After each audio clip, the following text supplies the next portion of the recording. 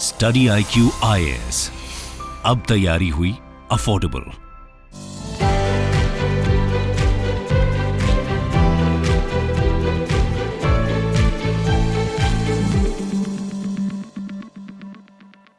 हमारे देश में जो फॉर्मल बैंकिंग सिस्टम है वो तकरीबन 250 साल पुराना है, लेकिन फिर भी आज की डेट में भी अगर बात करें तो जो हमारा रूरल एरिया है जहाँ पे मेजॉरिटी ऑफ पॉपुलेशन रहती है, वहाँ पे बैंकिंग सर्विसेज, जिसे बैंकिंग पेनिट्रेशन भी कहा जाता है, बहुत लिमिटेडली अवेलेबल है। बहुत लिमिटेड सर्विसेज है जो रूरल एरिया मतलब rural people can access to.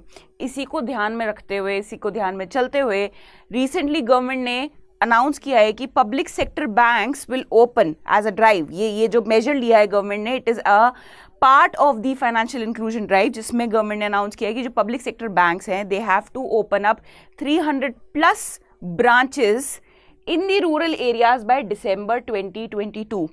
अब इस स्टेप से क्या फ़ायदा होगा, क्या इससे फाइनेंशियल इंक्लूजन बढ़ेगा, या भी और ऐसे कौन से स्टेप्स है जो गवर्नमेंट को लेने चाहिए to financially include each and every person of the society, तो उसी बारे में चर्चा करेंगे हम आज के अपने वीडियो में। So welcoming you all to the YouTube channel study IQ। मेरा नाम नानकी बवेजा है। बिफोर मूविंग फॉरवर्ड स्टूडेंट्स, अभी भी टाइम है। अगर आपका लक्ष्य है 2023 का प्रीलिम्स निकालना, अभी भी देर नहीं हुई है।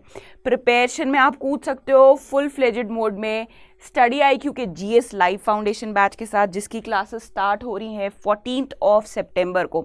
नया बैच स्टार्ट हो रहा है, वहाँ पे आपको बिल्कुल स्क्रैच से हर चीज़ पढ़ाई जाएगी। बैच में जुड़ने के लिए आपको कुछ नहीं करना है, studyIQ.com की ऑफिशियल वेबसाइट पे जाना है। वहाँ पे जैसे ही आप जाएंगे तो एक पॉपअप आ जाएगा जहाँ पे 5th बैच के बारे में डिटेल्स दी हुई है, उसको क्लिक करिए, यूज़ करिए फीस पे करते हुए कोड नानकी लाइव को, सो दैट जो आपकी फ़ीस है समवेयर अराउंड स्लैश होके 24499 से 18999 हो जाएगी। तो maximum discount is this which you can avail अगर आप कोड यूज़ करते हैं नानकी लाइव। अगेन बता देती हूँ 14 सितंबर से बैच स्टार्ट होगा, शाम 6 बजे आपकी क्लास हुआ करेगी। ठीक है, चलते हैं अब अपनी न्यूज़ पे, जहाँ पे रिसेंटली अभी गवर्नमेंट ने as a part of financial inclusion drive announce किया है कि भाई जो पब्लिक सेक्टर बैंक्स हैं they will open up 300+ branches, brick and mortar, ठीक है ना, मतलब physical branches of banks in the unbanked area in the various states. मतलब अनबैंक्ड एरिया जहाँ पे अभी तक कोई भी किसी ब्रांच की शाखा या बैंकिंग सर्विसेज पहुँची नहीं है, वहाँ पे जाके पब्लिक सेक्टर बैंक्स को अपनी ब्रांच खोलनी है और टारगेट है दिसंबर 2022 तक का। ऐसा नहीं है कि ये इंस्ट्रक्शन सिर्फ पब्लिक सेक्टर बैंक को ही दिया है, इसमें प्राइवेट सेक्टर बैंक्स को भी पास किए हैं इंस्ट्रक्शंस की उनको भी अपना जो एम्बिट है, अपनी ब्रांचेस है वो बढ़ानी है। बट डेफिनेटली क्योंकि कहा जाता है और माना जाता है कि जो पब्लिक सेक्टर बैंक्स है उनका अवेलेबिलिटी और पेनिट्रेशन ज़्यादा अच्छा है रूरल एरियाज़ में, that is why they have been instructed कि उनको 300+ ब्रांचेस तो खोलनी है, जितने भी कलेक्टिवली, ऐसा नहीं है हर बैंक को खोलनी है, बट कलेक्टिवली सारे बैंक्स को मिला के 300+ ब्रांचेस खोलनी है। Now the new branches will cover all the remaining villages with a population of more than 3000 which do not have financial institution. अब ऐसा कोई गांव जहाँ पे जो पॉपुलेशन है 3000+ है और वहाँ पे कोई भी बैंक की शाखा नहीं है, तो उन विलेजेस को पहले कवर किया जाएगा। The branches would be open in 21 states. आप देख रहे होगे अपने यहाँ पे 21 स्टेट्स नहीं है, डेफिनेटली उससे ज़्यादा है, लेकिन जो ऑर्डर आया है, जो इंस्ट्रक्शन आया है, इट कवर्स जस्ट 21 स्टेट्स। और यहीं से ये स्कोप होते हैं जहाँ पे जो प्रीलिम्स के क्वेश्चन बनते हैं, क्योंकि क्या होता है प्रीलिम्स में पूछ लेंगे कि भाई जो रिसेंट स्टेप लिया था गवर्नमेंट ने in order to increase the financial penetration और फाइनेंशियल इंक्लूजन, इट इनकम्पासेस और it included all the states and union territories of the country. नहीं, आपको क्लियर होना चाहिए कि right now they have pass in order कि भाई आपको 21 स्टेट्स में जाके अपनी ब्रांचेस खोलनी है, that to the physical branches and not the digital banking units. ठीक है, then that is part of the financial inclusion. अब फाइनेंशियल इंक्लूजन क्या होता है? फाइनेंशियल इंक्लूजन, अगर फाइनेंशियल इंक्लूजन को हम सबसे सरल भाषा में समझे तो it is the accessibility and affordability of banking service. अगर मान लीजिए मैं एक सिटीजन हूँ कंट्री की, ठीक है ना, सो फाइनेंशियल इंक्लूजन शोज कि मैं कितनी ईजिली एक्सेस कर सकती हूँ banking services, along with that ease of access क्या मैं अफोर्ड भी कर सकती हूँ कि नहीं। ऐसा नहीं है कि एक्सेसिबिलिटी तो बढ़ा दी गवर्नमेंट ने, मेरे घर के पास खोल दी, कोई ब्रांच खोल दिया या पूरा हेड ऑफिस खोल दिया किसी बैंक का, बट मैं अगर वो बैंकिंग सर्विसेज अफोर्ड ही नहीं कर पा रही हूँ तो that also will not make sense. So financial inclusion means ease of access plus affordability of the banking services. अब देखते हैं कि सबसे ज़्यादा बैंकिंग सर्विसेज या सबसे ज़्यादा जो ब्रांचेज हैं वो सबसे पहले किस स्टेट में खोली जाएंगी। सो इट इज़ दी राजस्थान जहाँ पे 80 ब्रांचेस खुलेंगी, फॉलोड बाय मध्य प्रदेश जहाँ 54 ब्रांचेज हैं, it is next is Gujarat जहाँ 38 ब्रांचेस खोली जाएगी in total. Now the location of the banks कौन डिसाइड करेगा कि कहाँ पे कौन से विलेज को कवर किया जाएगा, कौन से स्टेट में। 21 स्टेट्स हैं तो उसमें उन 21 स्टेट्स में कौन से विलेज में खोला जाएगा।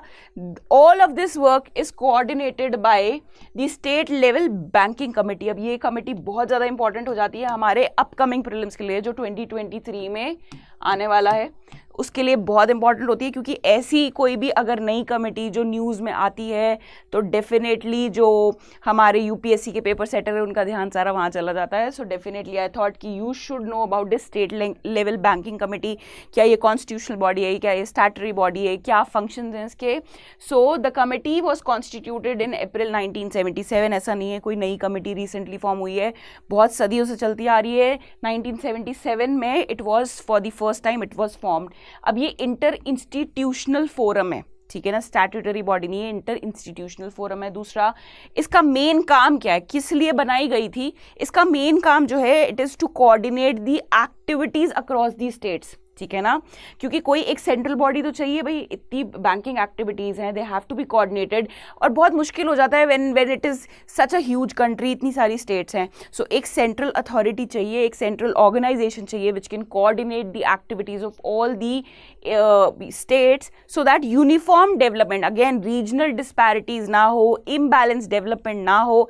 इसीलिए एक कमेटी फॉर्म करी गई जिसका नाम है state level banking committee, and it is very important when it comes to prelims. तो ये छोटी छोटी बातें आपको मैं न्यूज़ के और जब हम ये वीडियो के बीच में बताती रहा करूँगी। अब कुछ फैक्ट्स एंड फिगर्स की बात कर लेते हैं कि इंडिया के बैंकिंग के प्रेजेंट स्टेटस की बात करें तो कितनी अवेलेबिलिटी है पर पर्सन, कितनी विसनी मतलब कितने बैंक स्टैब्लिश्ड हैं। सो थोड़ा सा एक बार देख लेते हैं, और ये ऐसे फिगर्स है जो आपको हमेशा आपके मेंस के आंसर्स लिखने में काम आएंगे, and at the same time you should know because going forward आप एक ब्यूरोक्रेट होंगे, राइट। तो आपको पता होनी चाहिए कि भाई मुझे कौन से एरिया में रिफॉर्म्स लाने हैं। तभी तो भाई जब तक आपको पता ही नहीं होगा कि कौन से एरिया में मुझे डेवलपमेंट करना है तो इंटरव्यू में क्या जवाब दोगे आप, राइट। तो आइए देखते हैं। सो देयर आर 21.5 ATMs पर 1 लाख एडल्ट्स इन इंडिया, मतलब हर लाख लोगों पे सिर्फ कितने ATMs अवेलेबल है, just 21 ATMs are available. 14.74 branches of commercial banks 1 lakh adults पे, हर 1 लाख पे जस्ट 14 ब्रांचेस आर अवेलेबल। तो आप समझ रहे हैं कि एक पर पर्सन की बात करें तो आई थिंक बहुत ही नेग्लिजिबल या मिनिमल अवेलेबिलिटी है। As per census 2011 only 58% of the households are availing the banking services in India. क्यों? क्योंकि मेजॉरिटी ऑफ द पॉपुलेशन कहाँ रिसाइड करती है, हमारी majority of the population reside करती है रूरल एरिया में। अगर रूरल एरिया में बैंकिंग पेनिट्रेशन है भी तो बहुत ही सीमित और बहुत ही लिमिटेड अवेलेबिलिटी के साथ वहाँ अवेलेबल है। अगर ब्रांच है तो वो पास नहीं है, अगर ब्रांच है भी है तो वो फंक्शन नहीं कर रही है, कई बार कभी हॉलीडे है, तो बहुत लिमिटेड अवेलेबिलिटी है। दैट इज़ वाई जस्ट 58%, ये बहुत इंपॉर्टेंट फिगर है, आपको कभी भी आंसर सब्सटैंशिएट करने में काम आ सकता है। अगर आपको बोले कि भैया India talk about the banking sector या बैंकिंग रिफॉर्म्स, तो कहीं ना कहीं आप ऐसे पॉइंट्स को यूज़ करके अपना आंसर जो है स्टार्ट कर सकते हो। Next is according to a report by World Bank, only 8% of Indians borrow from institutional and formal sources। क्या लगता है आपको क्यों ऐसा रीज़न होगा? बाकी कहाँ पे जाते होंगे भाई? अगर 8% सिर्फ फॉर्मल सोर्स पे जा रहे हैं, मतलब बैंक्स के पास जा रहे हैं, NBFCs के पास जा रहे हैं, तो बाकी के 92% क्या कर रहे हैं? बाकी के 92% कोई अपने रिश्तेदार से, कोई बीच में साहूकार है, कोई मिडिल मैन है, उनसे ले रहे हैं, ठीक है ना। और वहाँ पे उनको देना पड़ता है एग्जॉर्बिटेंट प्राइजेस, मतलब एग्जॉर्बिटेंट रेट ऑफ इंटरेस्ट, बहुत महंगे पे लोन मिलता है, बहुत महंगा रेट ऑफ रिटर्न देना पड़ता है, रेट ऑफ इंटरेस्ट देना पड़ता है।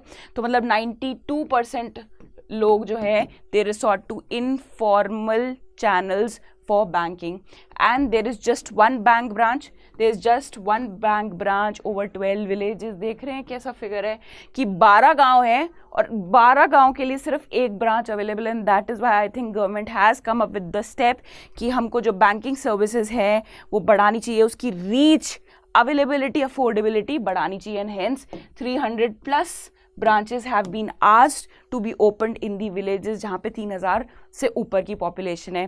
पास्ट में कुछ गवर्नमेंट ने क्या स्टेप्स लिए हैं बैंकिंग सेक्टर के रिफॉर्म्स के लिए, बैंकिंग सेक्टर की अवेलेबिलिटी बढ़ाने के लिए? यस, बिल्कुल ही है। So the first step is, government ने क्या किया था कि भैया नेशनलाइजेशन कर दिया था बैंक्स का 1969। एक बार 1969 में हुआ था और एक बार 1980 में हुआ था। क्यों? उनको लगता था कि भाई अगर हम बैंक्स को नेशनलाइज कर देंगे तो बहुत ईजी हो जाएगा बैंक्स के लिए रूरल एरिया तक पहुंचना, एग्रीकल्चरल क्रेडिट प्रोवाइड करना, क्योंकि जो मास पॉपुलेशन है, मेजॉरिटी ऑफ जनता इंडिया की कहाँ रह रही है, कहाँ बस रही है? गाँव में बस रही है। Then lead bank scheme introduce करी थी 1969 में। देन फिर RRB, that is regional rural banks, 1975 में specially for serving the rural area open किए गए थे। नाबार्ड को लाया गया था 1982 में for the development of agriculture. Service area approach in 1989, and then is the small finance bank, फिर payment bank and schemes like Pradhanmantri Jan धन योजना। ये सब किस लिए हैं? कि भाई हर घर में एक बैंक अकाउंट हो, सब अपना बैंक अकाउंट खोले, राइट? तो ये सब किस लिए? ये सारे स्टेप्स लिए गए थे in order to increase the banking penetration and order to improve the financial inclusion। भाई सब के सब फाइनेंशियली इंक्लूडेड फील करें, तभी आई थिंक ये जितने भी इनिशिएटिव्स गवर्नमेंट ने लिए with the help of UPI and digital transaction, that also forms under the steps taken by the government for the financial inclusion। अब जो रिसेंट गवर्नमेंट ने स्टेप लिया है, अगर उसका एनालिसिस करे तो क्या ये स्टेप सफिशिएंट है अपने आप में, या अभी भी गवर्नमेंट को कुछ और करने की ज़रूरत है? Because you see the number of branches definitely increase होंगी, ठीक है ना, ऐसा नहीं है इससे बिल्कुल इम्पैक्ट नहीं होगा। Number of branches definitely increase होने वाली हैं, क्योंकि there are so many villages जहाँ पे अभी तक एक भी बैंक का ब्रांच या शाखा या कुछ भी नहीं खुला है। जैसे हमने पढ़ा था 12 विलेजेस पे, मतलब 12 गाँव पे एक बैंक की ब्रांच है, ठीक है ना। तो डेफिनेटली अवेलेबिलिटी बढ़ेगी, बट स्टिल अभी भी इंडिया बहुत बड़ा है। We still have to reach the nook and corner of the country, और सिचुएशन तभी इम्प्रूव होगी, सिचुएशन तभी इम्प्रूव होगी जब हम बैंकिंग सर्विसेज को भी असेंशियल सर्विसेज में ट्रीट करेंगे या मानेंगे, जैसे कि फूड एंड न्यूट्रिशन, जैसे कि हेल्थ, जैसे कि एजुकेशन। जब तक हम बैंकिंग सर्विसेज को इस कैटेगरी या इतना महत्वपूर्ण दर्जा नहीं देंगे, तब तक जो बैंकिंग सर्विसेज है आई थिंक आवाम को नहीं मिल पाएगी। अगर आप इसी से रिलेटेड एक मेंस क्वेश्चन या प्रीलिम्स क्वेश्चन अटेम्प्ट करना चाहते हैं, देन आप आ सकते हैं मेरे इंस्टाग्राम पेज विच इज़ नानकी_B22 या मेरे Telegram page economics with Nanki पे। So till then stay tune and all the best to all of you. Study IQ IAS, अब तैयारी हुई अफोर्डेबल।